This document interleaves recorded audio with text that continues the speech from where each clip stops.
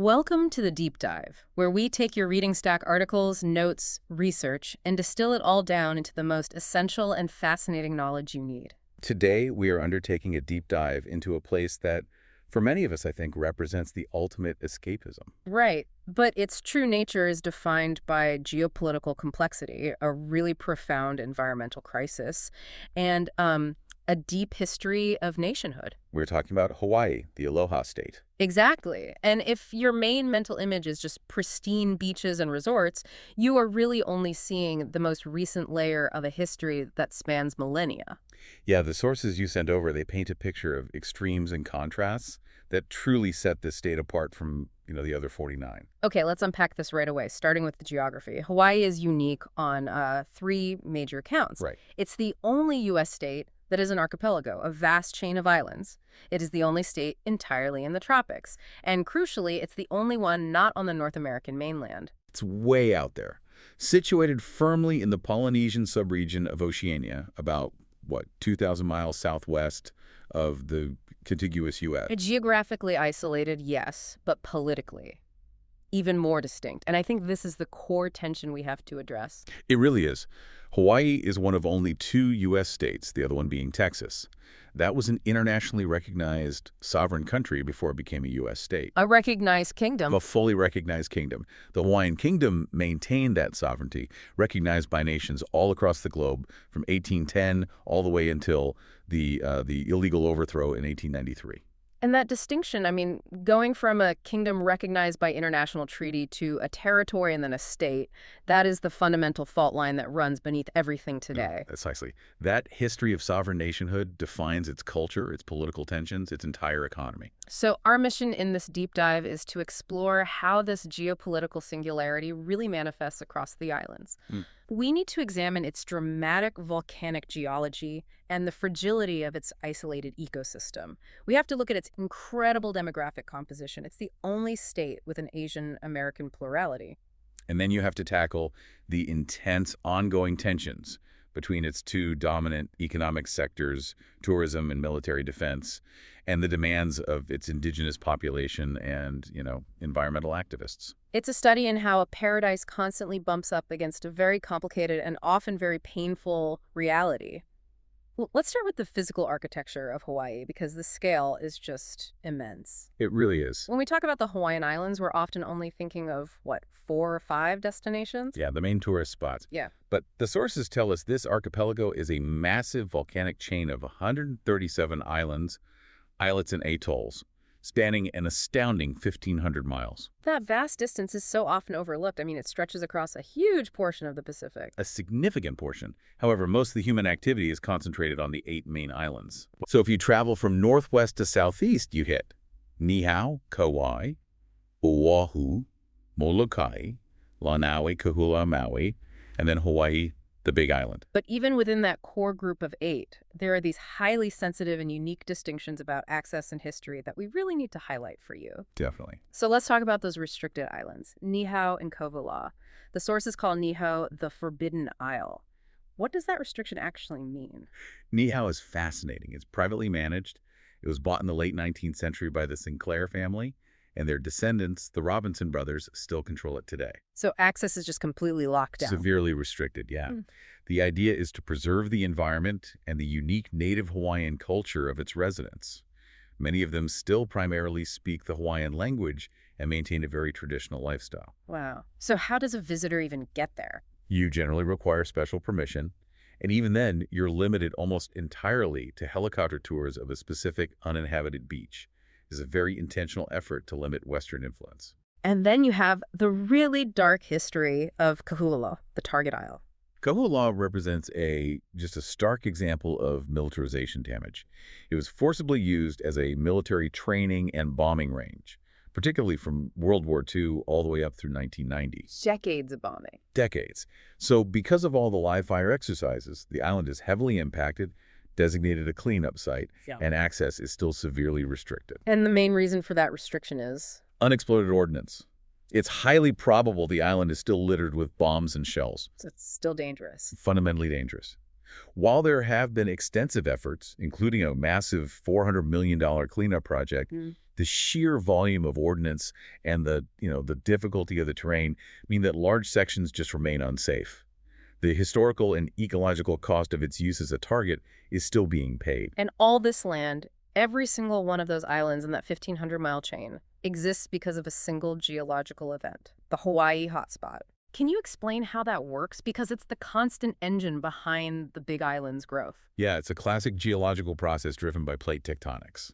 The Hawaii hotspot is a stationary magma source, a plume of heat deep beneath the Pacific plate. But the plate itself is moving. Constantly moving. The Pacific tectonic plate is always grinding slowly in a northwesterly direction right over this stationary heat source. So as the crust moves, the hotspot just punches through, creating a new volcano, which eventually becomes an island. Exactly. The volcanoes form, they move away from the magma source, and then eventually they become dormant and erode away. So the age of the islands is basically a direct function of how far they are from the hotspot. Precisely. The oldest, most eroded islands, like Kauai, are the furthest northwest.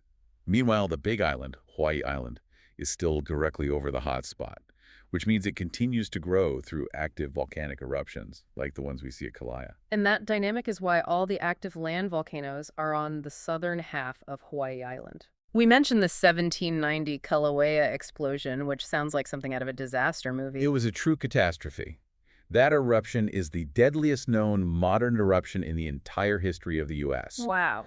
Estimates suggest it killed up to 5,405 Hawaiian warriors and their families who were marching nearby. So this wasn't just a physical event, it was a deeply destabilizing historical event. A huge one. And it predated European contact, but it just showed the immense power of the land. And that engine is still running, even underwater. It is.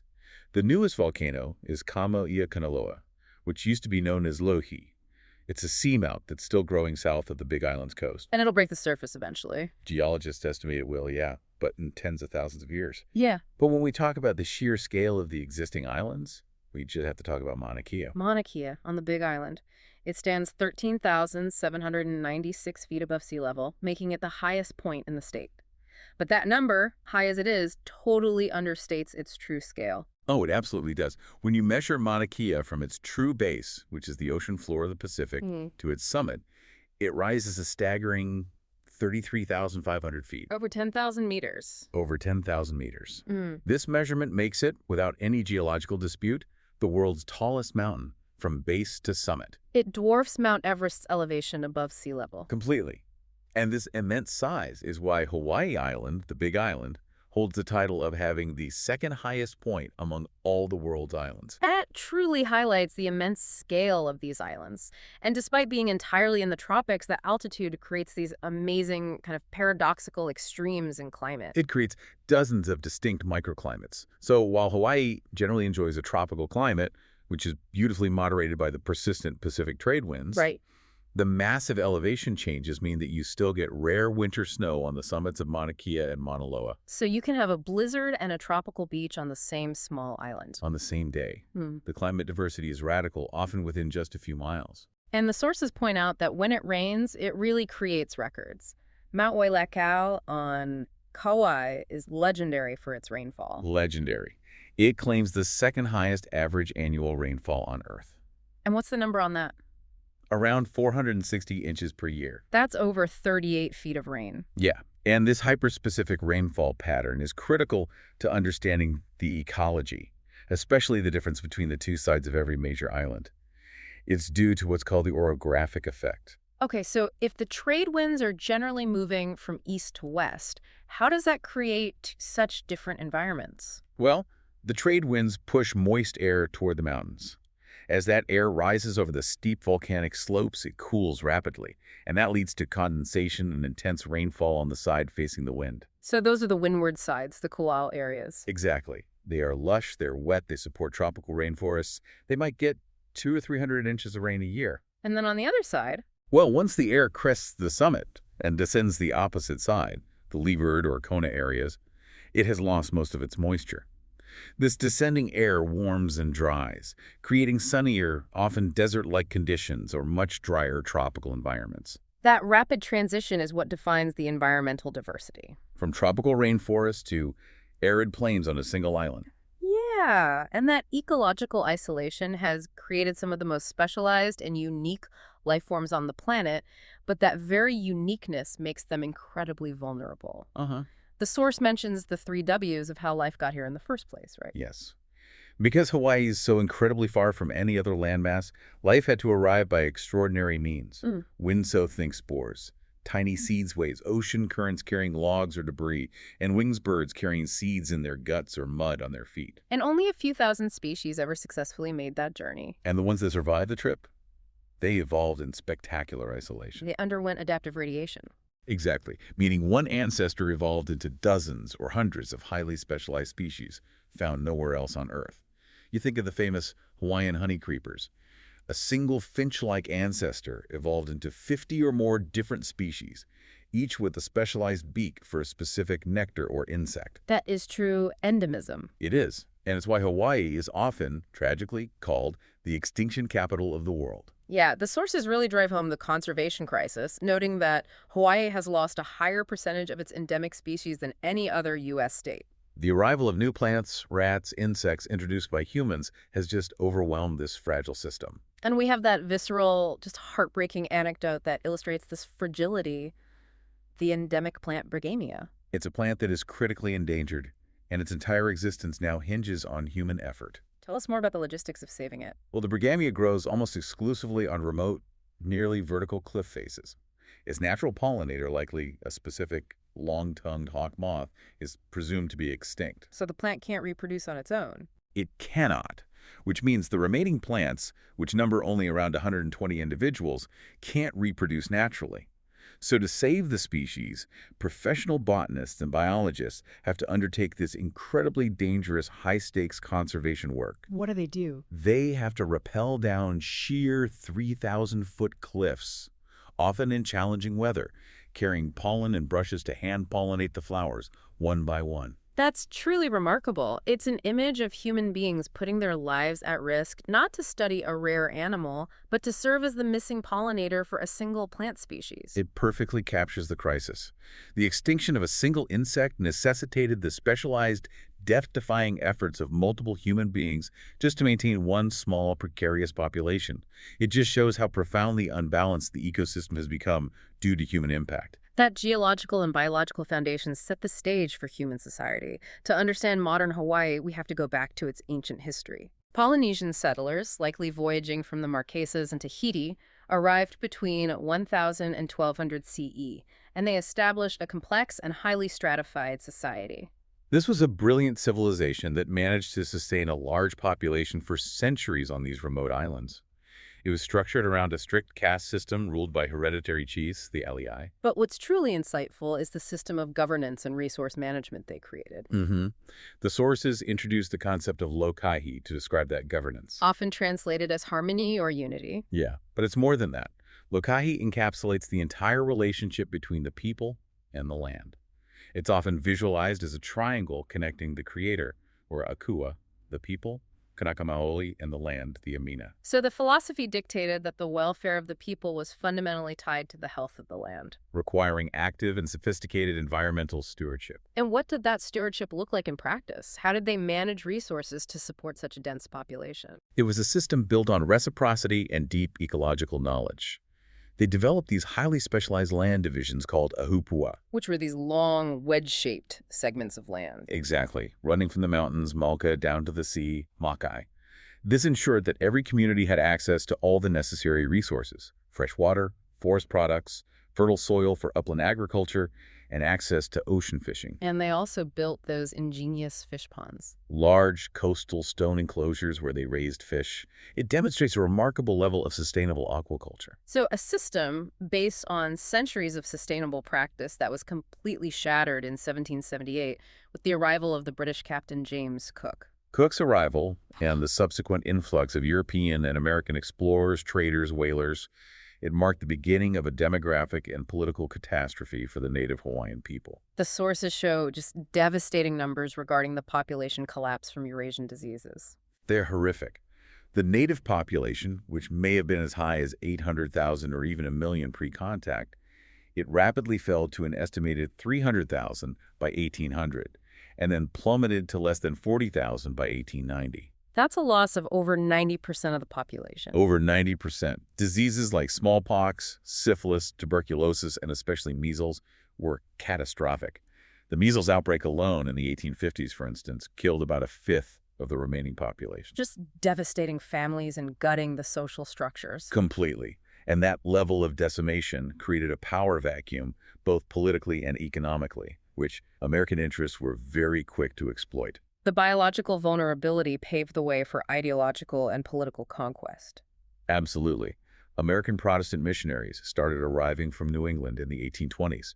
They quickly established influence, not just converting the chiefs, but becoming trusted advisors and eventually cabinet members of the monarchy. So they weren't just changing religion, they were changing the legal and social foundation of the entire kingdom. That's right. The missionaries used their influence to push for the end of the traditional kapu system, the complex legal and social laws based on spiritual beliefs. And this led to the burning of traditional idols, the restriction of cultural practices like hula, And eventually, the signing of the 1840 Constitution, which officially established a Christian monarchy.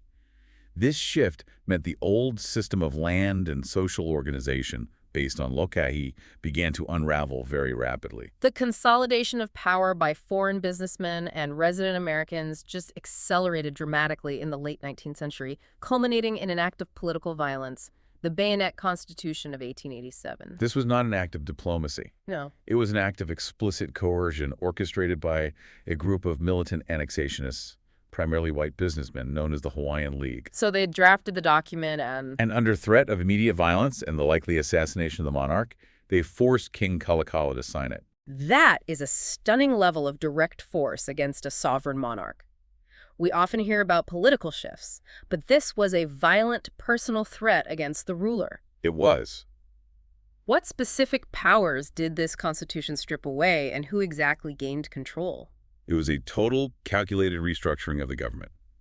The Constitution immediately stripped the monarch of most of his executive authority, transforming the king into a mere figurehead. So he couldn't even appoint his own cabinet. Not without approval from the legislature. And crucially, the document established stringent property qualifications and high income requirements for voting. So if you were a working-class native Hawaiian or an immigrant laborer on the plantations, which was the vast majority of the population, you were suddenly shut out of the political process. Precisely. Even if you were a longtime citizen of the kingdom. This consolidated nearly all political and economic power among the wealthy, land-owning, mostly Euro-American elite. So the Bayonet Constitution effectively legalized the theft of the kingdom's political foundation. And it set the stage for the final two just 6 years later. When King Kalakaua died, his sister, Queen Liliuokalani, inherited a fundamentally compromised throne. And she understood that if the monarchy was to survive, she had to restore power to her people. So she tried to promulgate a new constitution to replace the Bayonet Constitution. Which was the last straw for the foreign elite.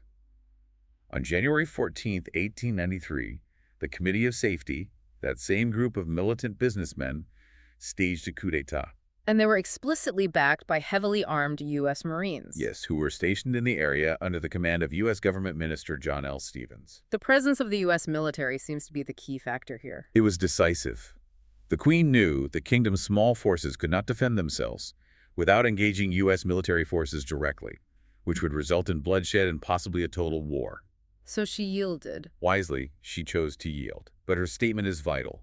She yielded strictly under protest, appealing to the enlightened justice of the United States to undo the action of its own agents. So she was making it clear she was yielding not to the new provisional government, but to the superior military force of the United States. Exactly. And the initial U.S. response was fascinatingly divided. It was chaotic.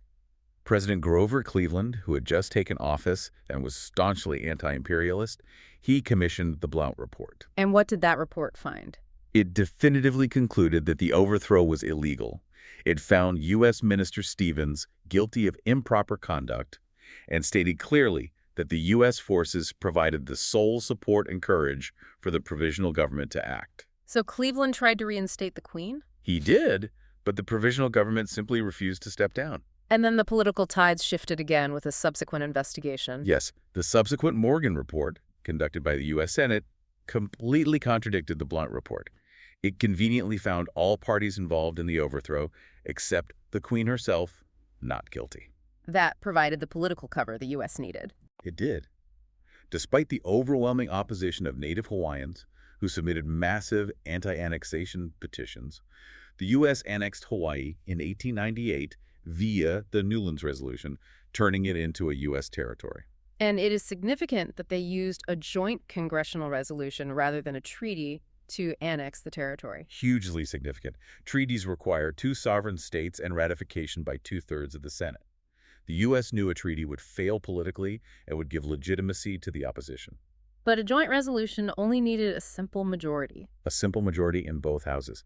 It bypassed the constitutional requirement for annexing sovereign territory.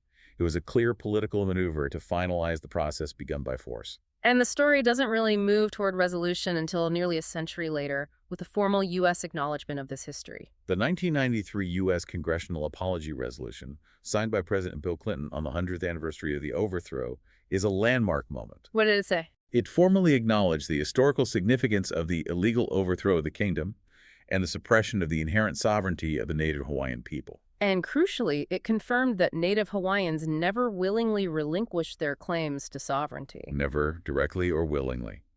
This document, the only one of its kind in U.S. history, is the foundational text for the modern sovereignty movement. It gives its claims historical and official credence. Moving to the present, Hawaii's unique history of immigration, driven first by that demographic collapse and then by the plantation economy, has resulted in a demographic tapestry unlike anywhere else in the United States. It truly is a study in multiracial coexistence. Hawaii is one of the 9 majority-minority states, but what stands out is its percentage of multiracial people, a massive 25.3% of the population. The largest proportion in the nation. By far. And it is also the only state where Asian Americans form the plurality of the population, totaling about 37.2%. And that Asian American plurality traces directly back to the 19th and early 20th century recruitment of migrant laborers. Right, often under brutal contract terms, to staff the sugarcane and pineapple plantations. And that labor history is written right into the Ancestry Snapshot today. It is. The largest Asian ancestries are Filipino Americans, who make up about 14.6% of the population, followed closely by Japanese Americans at 13.6%.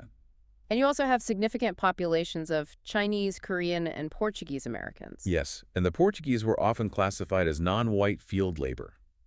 These groups were imported in successive waves to prevent any single ethnic group from dominating the labor force, which the plantation owners saw as a key way to maintain control. It's remarkable how that history created such a unique mixing bowl. But while many came in, the sources also highlight a significant trend of outmigration among Native Hawaiians today. And this speaks directly to the economic pressures that define life there.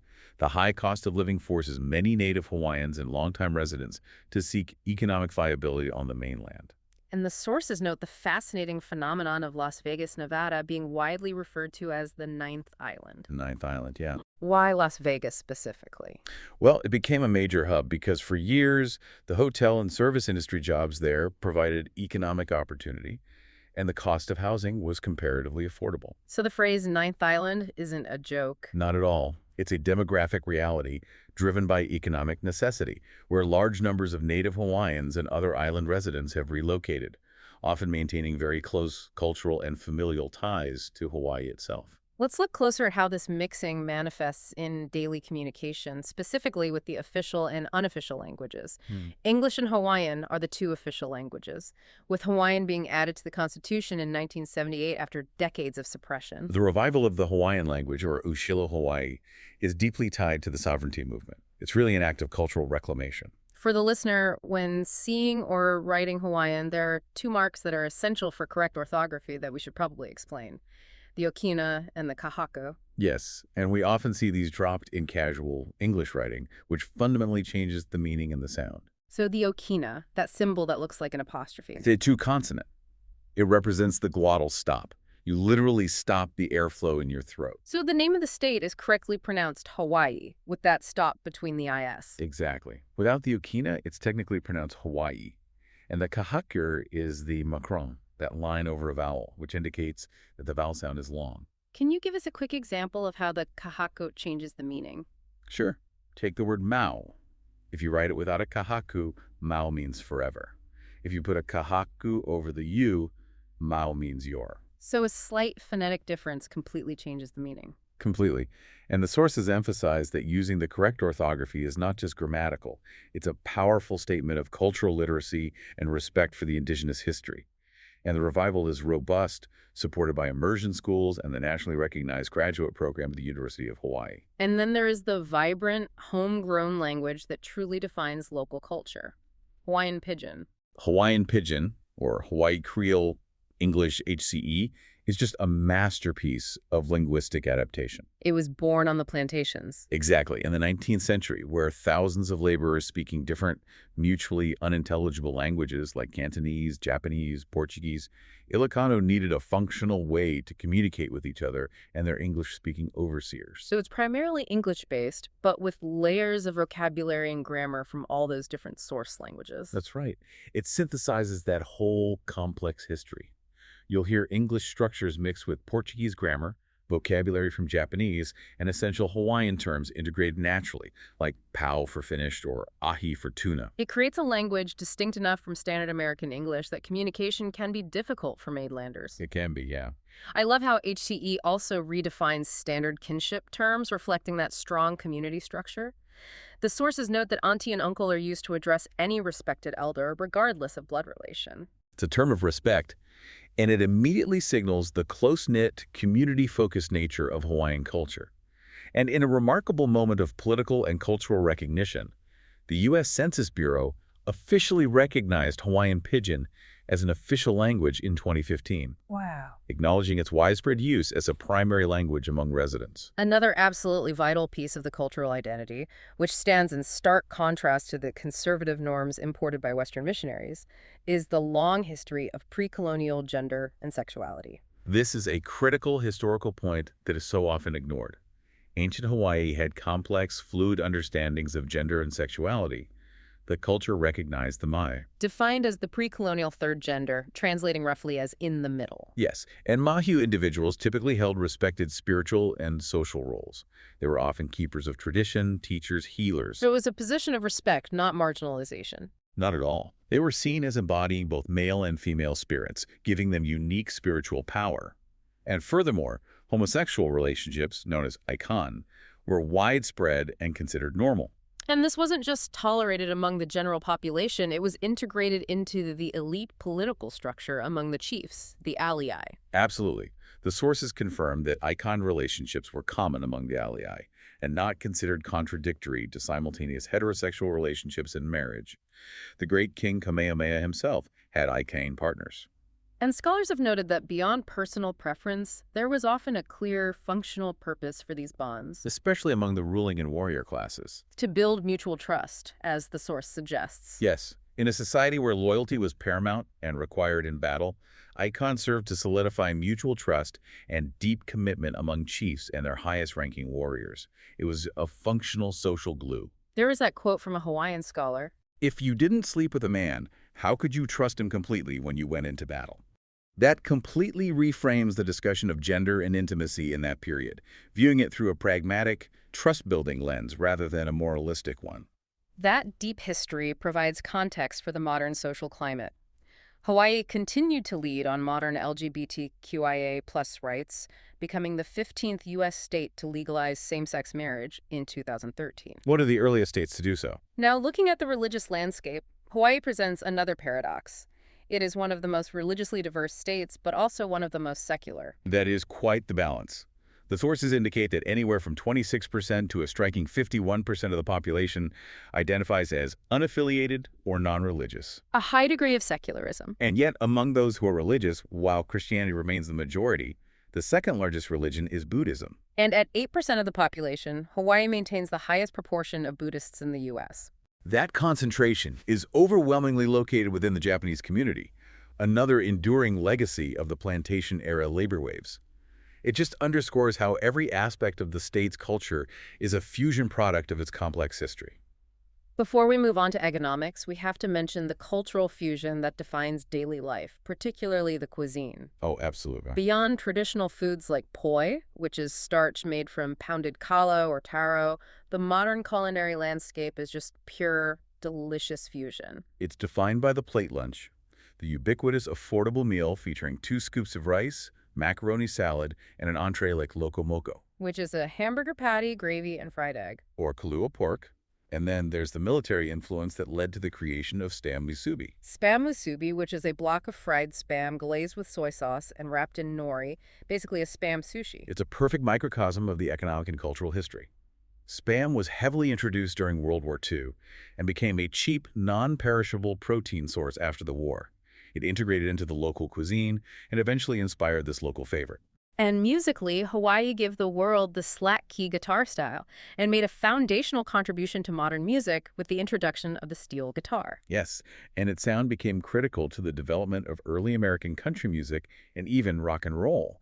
The cultural output is just enormous. The economy of Hawaii tells a story of relentless exploitation, transformation, and external control. The sources trace a clear succession of dominant industries that shaped the state, starting with sandalwood. Followed by whaling, and then the massive lucrative growth of the sugar and pineapple industries. And those agricultural industries absolutely defined the political landscape for nearly a century. They were tightly controlled by what was known as the Big Five. Right, a consortium of American missionary families and businessmen who owned, operated, and ultimately monopolized the vast majority of the land, utilities, and political infrastructure. We need to spend some time on the Big Five because their influence was total. Who were these firms? The 5 major firms were Alexander and Baldwin, C. Brewer and Company, Castle and Cook, Theo H. Davies and Company, and American Factors, which later became AmFac. These were not just large companies, they were a self-perpetuating oligarchy. They were. They controlled shipping, banking, utilities, and through that economic dominance, they essentially controlled the territorial legislature and the political machinery of Hawaii until well after statehood in 1959. They found territorial status extremely convenient, didn't they? Oh, highly convenient. Territorial status allowed them to circumvent restrictive U.S. laws regarding the importation of cheap foreign labor, which is essential for maintaining the profit margins of the plantation system. So they fought statehood. They actively fought statehood for years because it would dismantle their control over labor recruitment. Then came World War II, which pivoted the economy dramatically and permanently toward militarization. And since statehood, the 2 modern economic pillars have emerged: tourism and the military. Tourism is the largest single industry, contributing a massive 24.3% of the gross state product. In the last full year before the 2020 pandemic halt, Hawaii hosted over 10 million visitors. And to give you perspective, the state's population is only about 1.4 million. Right, so on any given day, the tourist population rivals the local population on the main islands. And the military is the second major source of income, representing an immense permanent presence. It's a critical foundation of the local economy. The U.S. military spent $12.2 billion in Hawaii in 2009 alone, and the presence includes roughly 75,000 Department of Defense personnel. Active duty, dependents, civilian employees. Everyone. Hawaii is home to the strategic headquarters of the Indo-Pacific Command and, of course, Pearl Harbor, which hosts the United States Pacific Fleet, the world's largest naval command. This dual reliance on massive external income tourists and federal defense dollars creates the state's central paradox, the staggering cost of paradise. Hawaii is often cited as the 3rd wealthiest state in the U.S. based on income metrics, yet it has the highest cost of living. Which creates severe income inequality and pressure on residents. Exactly. The median home value in the 2000 census was $272,700, which was the highest in the country at the time. And that trend has only accelerated, driving those out-migration patterns we discussed earlier. What are the main specific factors driving this immense cost of living? Because it's more than just a beautiful climate, right? It's a combination of geography, policy, and market dynamics. First, the sources mention the sunshine tax. The idea that people with high mainland incomes are willing to pay a premium to live in a vacation destination. Which inflates the housing market far beyond what locals can afford. Second, electricity prices are astronomical. Hawaii relies heavily on imported fossil fuels shipped in from thousands of miles away, so electricity costs are nearly 3 times the national average. And the third major factor is federal trade policy, specifically the Jones Act. We hear this cited constantly by critics. What is it, and how does it affect the price of goods? The Jones Act, Officially, the Merchant Marine Act of 1920 is a federal law that generally mandates that any goods shipped between domestic U.S. ports, say from Los Angeles to Honolulu, must be carried on vessels that are U.S.-owned, U.S.-built, and U.S. crewed, The intent was to protect the American maritime industry. and ensure a strategic naval reserve. So, if a foreign-flagged vessel could ship goods from Asia to Hawaii more cheaply, they are forbidden from transporting goods originating in the U.S. mainland to Hawaii. Exactly. That's the crucial point.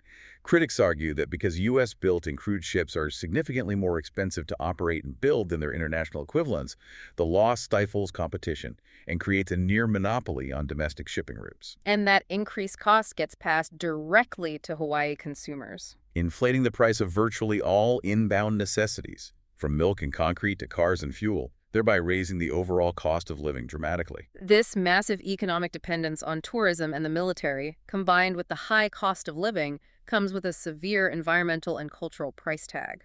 And this is where the sovereignty struggle and ecological reality intersect most painfully. The environmental toll taken by the military presence is often hidden but severe. According to EPA data cited in the sources, Hawaii has 31 federal hazardous waste sites, more than any other U.S. state. The sheer scale of operations, from fueling tanks to training exercises, has resulted in extensive contamination. And the land itself is damaged too, not just environmentally, but structurally. Yes, the heavy presence of unexploded ordnance in areas like Kohula and the vast tracts of land that have been utilized and sometimes confiscated for military purposes.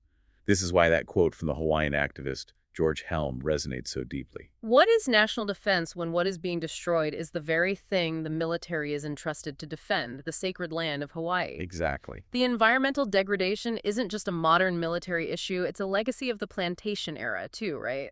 Specifically with water rights. Absolutely. The lasting impact of the plantation owners includes their massive diversion of water. They constructed extensive networks of tunnels, canals, and wells to shunt huge quantities of water from the wet windward sides of the islands to their dry leeward sugar fields. And this historical diversion continues to contribute to resource scarcity for native Hawaiian communities today. Which leads to ongoing legal and political fights over water rights. And what about tourism? The idea of paradise seems to be used to mask what some critics see as exploitation. This is the core of the cultural critique. The scholar Hanani K. Trask famously charged that the industry amounts to cultural prostitution. What was her argument?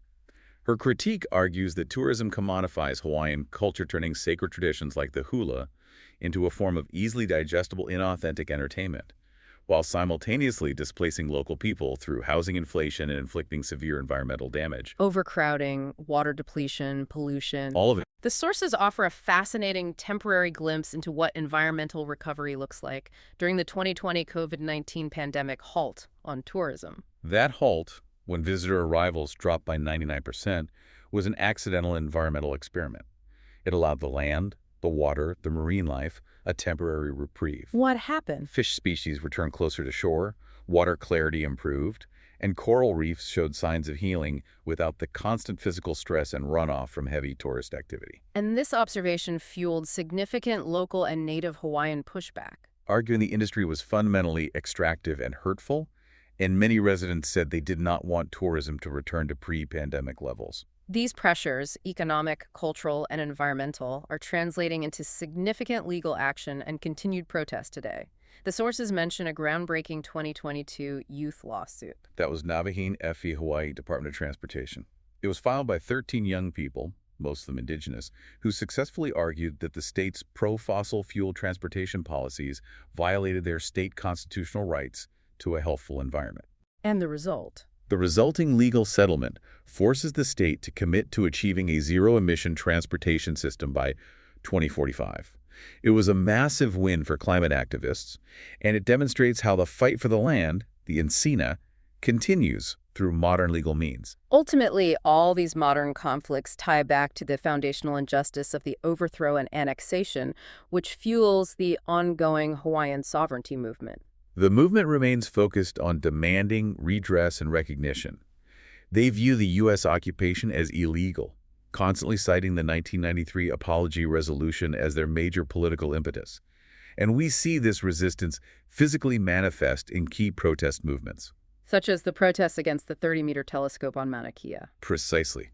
The proposed construction of the TMT on Mauna Kea, the world's tallest mountain, measured from the base, became a massive flashpoint. For the scientific community, the mountain's elevation and clear air make it the ideal site for astronomy. But for many Native Hawaiians, Mauna Kea is Mauna Kea, a sacred ancestral peak and burial site. The decade-long protest was fundamentally about land control. demanding that Native Hawaiians have sovereign control over ancestral and trust lands. And that the state stop the desecration of sacred sites in favor of external interests. And it's essential to reiterate that fact about land ownership to understand the movement's urgency. Yes. Despite the state being built on the idea of paradise for everyone, the reality remains that 95% of Hawaii's land is owned or controlled by just 82 landholders. Including federal and state governments and established companies. So the sovereignty movement demands control over that territory, arguing that redress for the illegal overthrow must include the return of, or at least control over, Hawaiian trust lands. What an extensive deep dive this has been. When you strip away the layers of the tourism industry, Hawaii reveals itself as this extraordinary place defined by powerful, intense contrasts. Immense geological scale colliding with a fragile, deeply threatened ecology. A complex, multiracial identity forged in the crucible of labor exploitation. And a history of internationally recognized sovereignty that was illegally suppressed and remains unresolved today. It is a place grappling daily with legacies of colonialism and environmental stress, yet its residents exhibit this profound resilience and community cohesion. It's true. We mentioned the high cost of living and the historical struggles, but it's a remarkable testament to the community and the environment that Hawaii residents actually boast the longest life expectancy of any U.S. state. At 80.7 years. It's incredible. We've covered everything from repelling biologists trying to save a single species to the political fight over the true height and sacred nature of a mountain and the legality of the state's very foundation. It's just impossible to view Hawaii simply as a vacation destination after reviewing this history. To wrap this up, let's leave you with the final provocative thought that ties together the threads of history and modern economics.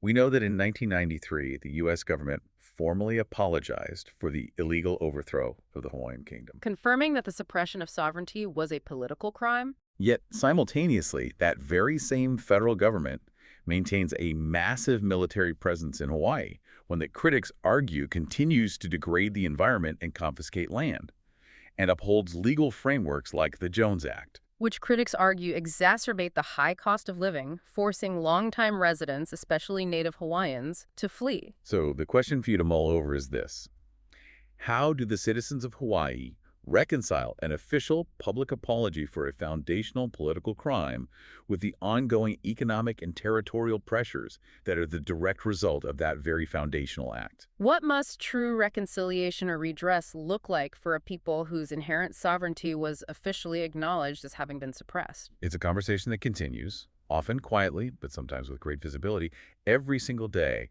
across the 1,500 miles of the Aloha State. Thank you for joining us on this deep dive. We'll see you next time.